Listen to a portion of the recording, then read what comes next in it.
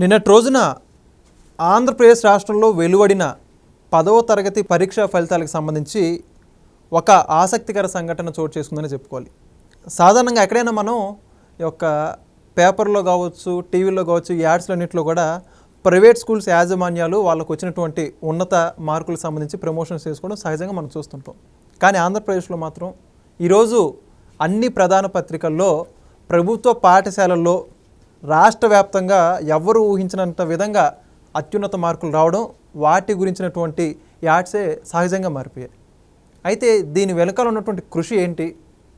ఆంధ్రప్రదేశ్ రాష్ట్ర విద్యాశాఖ మంత్రి నారా లోకేష్ గారు ఈ యొక్క కార్యాచరణలో ఏ విధంగా ముందుకు తీసుకొచ్చారు?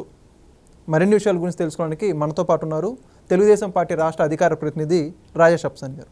సార్ నమస్కారం అండి. నమస్కారం సార్. గతంలో ఎన్నోసార్లు 10వ తరగతి ఫలితాలు వెలువడ్డాయి, కానీ ఈసారి ఫలితాలు సంబంధించి మాత్రం కొంచెం మేర ప్రత్యేకత ఉందని చెప్పుకోవాలి. నారా లోకేష్ గారు పకడ్బందీగా 100 రోజుల ప్రణాళిక అంటూ తీసుకురావడం, కొంతమంది అయితే విమర్శించారు ఏ విధంగా అది ఇంప్లిమెంట్ చేయగలరు, అనేక ఊహాగానాలు, వాటన్నిటిని పటాపంచలు చేస్తూ ఈరోజు వాటన్నిటికీ ఫలితం ఏంటంటే ఆ విద్యార్థులు సాధించినటువంటి మార్కులే. ఒక గవర్నమెంట్ పాఠశాలలో విద్యార్థులు రాష్ట్ర వ్యాప్తంగా ఈ స్థాయి మార్కులు రావడం గురించి కావచ్చు, ఈ విధంగా ముందుకు వెళ్ళడం గురించి మీ మాటలు ఏమంటారు? ఇప్పుడు వాస్తవంగా మీరు అడిగిన దానికి ఒక ఎగ్జాంపుల్ చూపిస్తాను ఈరోజు నేను. సహజంగా మనకు అందరికీ తెలుసు, చాలా సంవత్సరాల నుంచి న్యూస్ పేపరు 10th ఫలితాలు కానీ ఇంటర్ ఫలితాలు కానీ విడుదలైన మరుసటి రోజు చూస్తే వివిధ కార్పొరేట్ కాలేజీలకు సంబంధించిన యాడ్స్ ఉంటాయి. మా కాలేజీలో 1వ ర్యాంకు, 2వ ర్యాంకు, 3వ ర్యాంకు అన్నీ మావే, ఇంతమందికి ఇంత పర్సంటేజ్ వచ్చింది, ఇన్ని వందల మంది ఈ గ్రేడ్లో పాస్ అయ్యారు, ఇన్ని వందల మంది ఈ గ్రేడ్లో సెక్యూర్ చేశారని చెప్పని ఫుల్ పేజ్ యాడ్స్ కార్పొరేట్ కాలేజీలు ఇచ్చుకోవడం చూస్తున్నాం మనం. అయితే దానికి భిన్నంగా ఈరోజు ఈ యాడ్ చూస్తే మీకేం అర్థమవుతుంది? గవర్నమెంట్ స్కూల్స్లో కూడా ఆడపిల్లలు సాధించిన ఫలితాలు రాష్ట్ర ప్రభుత్వం సగర్వంగా ప్రభుత్వ విద్యాలయాల్లో ఆడపిల్లలు సాధించిన ఫలితాలు, ఆడపిల్లలనే కాదు, కార్పొరేట్ స్కూల్స్లో వేల రూపాయలు, లక్ష రూపాయలు ఫీజులు కట్టి సాధించిన పిల్లల స్థాయి ఫలితాలు ప్రభుత్వ రంగంలో, ప్రభుత్వ స్కూల్స్లో పిల్లలు సాధించగలిగారు అని అంటే ఇది చూడు. అసలు 596 మార్కులు, 596 మార్కులు అంటే వివిధ ప్రాంతాలు, ఒక స్కూల్ మీద కాదు, ఒక ప్రాంతంలో ఒక పర్టికులర్ స్కూల్లో అక్కడ టీచర్లు పట్టుబట్టి ఆ ప్రాంతం ఆ స్కూల్ మీద ఫోకస్ చేసి అక్కడ విద్యార్థులను తీర్చిదిద్దారు అనుకోవడానికి లేదు. రాష్ట్ర వ్యాప్తంగా వివిధ ప్రాంతాల్లో వివిధ స్కూల్స్ నుంచి అత్యుత్తమ ప్రమాణాలతో ఇవాళ పిల్లలు ఈ విధమైన రాష్ట్ర స్థాయి ర్యాంకుల స్థాయి అంటే రిజల్ట్ వాళ్ళు సాధించగలగటం, ఆ స్థాయి మార్కులు వాళ్ళు సెక్యూర్ చేయటం, ఈ మొత్తం దాదాపుగా 13 పిల్లలకు సంబంధించి ఫలితాలు విడుదల చేస్తే, పేపర్లో యాడ్ ఇస్తే అందులో 12 మంది ఆడపిల్లలు ఉంటాం. 13లో ఒక్క అబ్బాయే Kola Lakshmi Venkateshwar ZP high school Nagulagottapalli Surabhi అనే గ్రామానికి సంబంధించి 595 మార్కులు ఈ 12 మందిలో ఒక్క అబ్బాయి సాధించగలిగాడు. మిగిలిన 12 మంది, అందులో 5 596, మిగిలిన 7 595 మార్కులు సాధించగలిగారు. అంటే దీని అర్థం ఏంటి? ప్రతిభ ఏ ఒక్కరు సొత్తు కాదు. మట్టిలో మాణిక్యాన్ని వెలికి తీయడానికి అక్కడ అంకితభావం, చిత్తశుద్ధి కలిగిన ఉపాధ్యాయులు, అదే సందర్భంలో వాళ్ళకి అండదండలుగా నిలిచే తల్లిదండ్రులు ఉంటే పిల్లలు వాళ్ళ ప్రతిభని చాటుకోవటానికి స్కై ఈజ్ ద లిమిట్ అని చెప్పని వాళ్ళ ఈ జడ్పీ స్కూల్ పిల్లలు రుజువు చేశారు. గవర్నమెంట్ రెసిడెన్షియల్ స్కూల్ పిల్లలు, జిల్లా పరిషత్ స్కూల్ పిల్లలు. మీకు ఒక ఎగ్జాంపుల్ చెప్తాను నేను. మా 10th 1983, 84లో అయింది. మేము గుంటూరు పక్కన అనంతవరపాడు అని చెప్పనే ఒక జిల్లా పరిషత్ స్కూల్లో చదివాం. ఇందాక నేను చెప్పినట్టుగా ఏదో ఒక జడ్పీ స్కూలు, అక్కడ ఒక ప్రాపరు సెట్ ఆఫ్ టీచర్సు, వాళ్ళు డెడికేటెడ్గా పనిచేయటం, అటువంటి అదృష్టం మాకు దక్కింది. కొడాల రాజారామ్మోహన్ రాయ్ గారు అని మా హెడ్ మాస్టర్ గారు రాష్ట్రపతి అవార్డు గ్రహీత. ఆయన మంచి టీచర్లని తన కింద నియమించుకొని జడ్పీలో ఎలా రాయబారం చేసుకునేవాళ్ళో, ఎలా లాబింగ్ చేసుకునేవాళ్ళో తెలియదు మనకి. మంచి టీమ్ ఆఫ్ టీచర్స్ని ఆయన తెచ్చుకోగలిగారు. మా బ్యాచ్లో కాంపోజిట్, జనరల్ మ్యాథ్స్ అని చెప్పని ఉండేది. మాదే లాస్ట్ బ్యాచ్. అప్పటి వరకు 10th క్లాస్ మ్యాథ్స్ ఆప్షన్ ఉండేది. నువ్వు జనరల్ మ్యాథ్స్ తీసుకోవచ్చు, లేదంటే కాంపోజిట్ తీసుకోవచ్చు. అటువంటి 2 సెక్షన్స్ కలిపి 107 మంది మా 10th క్లాస్. ఆ 107 మంది పల్లెటూరు, గుంటూరు నుంచి 5 కిలోమీటర్లే, కానీ చాలా చాలా వెనకబడ్డ గ్రామం. అసలు బేసిక్ కమ్యూనిటీస్ కూడా లేవు. పక్కనే గుంటూరు ఉన్నా కూడా, గుంటూరుకి 5 కిలోమీటర్లే. ఆర్టీసీ బస్సులు కూడా ఆ ఊరు ఎరగదు. ప్రైవేట్ బస్సుల మీద పైన కింద డబుల్ డెక్కర్ టైప్లో పైన కూర్చొని ట్రావెల్ చేయాల్సి వచ్చేది, లేదంటే గుంటూరు నడిచెళ్ళాలి. అటువంటి గ్రామంలో కనీసం ల్యాబరేటరీ సౌకర్యం కూడా లేని గ్రామం. మంచినీళ్ళు బావి దగ్గర నుంచి తెచ్చుకోవాలి, పైప్ లైన్ ఓవర్ హెడ్ ట్యాంకులు కూడా లేని రోజులు అవి. 82 మేము అక్కడ 9th క్లాస్ చేరిన టైము. మామూలు వాడకో నీళ్ళు బావి దగ్గర నుంచి, చెరువు నుంచి తెచ్చుకోవాల్సిందే. అంత వెనకబడ్డ గ్రామంలో ఆ జెడ్పీ స్కూల్లో హాస్టల్ మెయింటైన్ చేశారు. జెడ్పీ స్కూల్లో జనరల్గా హాస్టల్స్ ఉండవు. వివిధ గ్రామాల నుంచి దాదాపుగా ఒక 60-70 గ్రామాల నుంచి అక్కడికి వచ్చారు పిల్లలు. ఇప్పుడు 6వ ఎమ్మెల్యే ధూళిపాల నరేంద్ర, తను మాకు 2 ఏళ్ళు సీనియర్ ఆ స్కూల్లో. తన తమ్ముడు ధూళిపాల రవి మాకు 1 ఇయర్ జూనియర్. వాళ్ళు కూడా అదే స్కూల్లో చదివారు. వాళ్ళ ఊరి నుంచి వచ్చి ఇక్కడ ఆ స్కూల్లో చదివిన వాళ్ళే. ప్రభుత్వ పాఠశాల. ఆ స్కూల్లో కాంపోజిట్ మ్యాథ్స్ 1984 మా 10th క్లాస్ అయిపోయినప్పుడు మా క్లాస్ అగ్రిగేట్ 82, జనరల్ కానీ కాంపోజిట్ కానీ.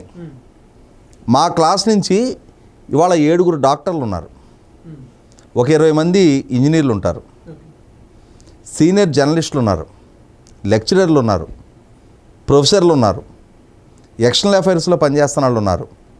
నాలాంటిది మొన్నటిదాకా విశ్లేషకుడు, ఇప్పుడు పార్టీ అధికార ప్రతినిధి ఉన్నాడు. మాకున్న సమాచారం మేరకు, అంటే కొందరు కాంటాక్ట్ మిస్ అయింది. ఒక 15 మంది అమెరికాలో వివిధ స్థాయిల్లో బ్రహ్మాండంగా సెటిల్ అయిన వాళ్ళు ఉన్నారు, విదేశాల్లో కూడా. ఇంకొక అడుగు ముందుకేసి భారత బయోటెక్నాలజీ కంపెనీలో ప్రపంచానికి కరోనా ముప్పు నుంచి ధైర్యాన్ని ఇచ్చిన కోవాక్సిన్, ఆ వ్యాక్సిన్ని ఇన్వెంట్ చేసిన సైంటిస్టుల టీం లీడర్ కూడా డాక్టర్ పావులూరు పాండరంగారావు అని చెప్పని మా క్లాస్మేటే. మరి ఒక పల్లెటూరు జిల్లా పరిషత్ స్కూలు, అక్కడ ఆ జిల్లా పరిషత్ స్కూలు, ఆ స్కూలు విద్యార్థులు వాళ్ళని సరిగ్గా తర్ఫీదిస్తే వాళ్ళు ఏ స్థాయి జీవితాన్ని, కెరీర్ని అందుకోగలుగుతారనేది మా కళ్ళ ముందు కనిపిస్తున్న సాక్ష్యం. అదే కదా. మరి ఇవాళ ఈ మట్టిలో మాణిక్యాలు ఇవి చూస్తుంటే, అంటే గవర్నమెంట్ స్కూల్స్ సాధించిన ఫలితాలు ఇది అని సగర్వంగా ఇవాళ లోకేష్ గారు విద్యాశాఖ మంత్రిగా, ఏ రాష్ట్రంలో అయితే జగన్మోహన్ రెడ్డి పాలనా హయాంలో బొత్స సత్యనారాయణ గారు విద్యాశాఖ మంత్రిగా పదవి బాధ్యతలు చేపట్టిన తర్వాత ఒకేసారి 2 లక్షల మంది ఫెయిల్ అయ్యారు 10th క్లాస్లో. 2 లక్షల మంది ఫెయిల్ అయ్యి ఆ డిప్రెషన్తో 17 మంది ఆత్మహత్యలు చేసుకున్నారు. నాడు తెలుగుదేశం పార్టీ ప్రతిపక్షంలో ఉంది. ఈ పిల్లలు ఆత్మహత్యలు చేసుకుంటుంటే ఆ పిల్లల భవిష్యత్తు, ఆ తల్లిదండ్రుల వేదన గుర్తొచ్చి లోకేష్ గారు, ఆయన 10th క్లాస్ ఫెయిల్యూర్ అనేది మీ జీవితానికి చరమాంకం కాదు, మళ్ళీ తిరిగి పాస్ అవ్వచ్చు, ఇంటర్మీడియట్లో మెరుగైన ఫలితాలు దక్కించుకోవడానికి ఆస్కారం ఉంటుంది. ఇవాళ 10th క్లాస్లో మీరు ఫెయిల్ అయ్యారని చెప్పని మీ జీవితం కోల్పోయినట్టుగా డిప్రెస్ అయ్యి మీ జీవితాలు మీరు త్యాగం చేసేసి మీ తల్లిదండ్రులకి కడుపు కోత మిగల్చొద్దు అని చెప్పని అటువంటి డిప్రెషన్ గురవుతున్న పిల్లలకి ధైర్యం చెప్పడం కోసం ఆయన ఒక జూమ్ కాల్ తీసుకున్నారు. రాష్ట్ర వ్యాప్తంగా ఆ వేదన అనుభవిస్తున్న తల్లిదండ్రులు, పిల్లలు పార్టిసిపేట్ చేశారు. అలా పార్టిసిపేట్ చేసిన క్రమంలో మీకు వైసీపీ పార్టీ నుంచి కొడాల నాని, గుర్రంపాటి దేవేందర్ రెడ్డి, వల్లభనేని వంశీ, చిన్నపిల్లల లాగినడీల్లో ఈ ముగ్గురు ఆ జూమ్ కాల్లోకి వచ్చి పిల్లలకి ధైర్యం చెప్తున్న లోకేష్ని హేళనగా, అవమానకరంగా వ్యాఖ్యలు చేశారు.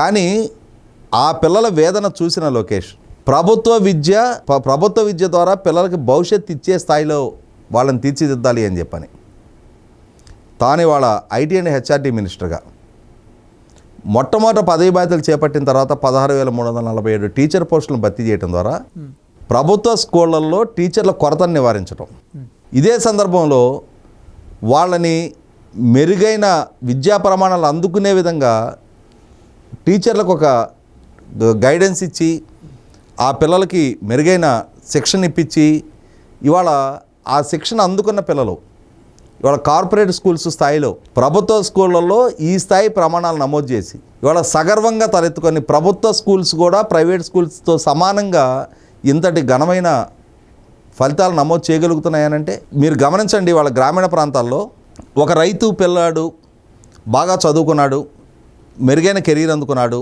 కెరీర్లో మంచి హైట్స్ చూశాడు. ఆ చూడటం వల్ల ఆ కుటుంబ ఆర్థిక స్థితిగతులు మెరుగుపడ్డాయి. దీని నుంచి ఎవరు ఇన్ఫ్లుయెన్స్ అవుతారో తెలుసా? ఆ రైతు దగ్గర పనిచేసిన కూలీ.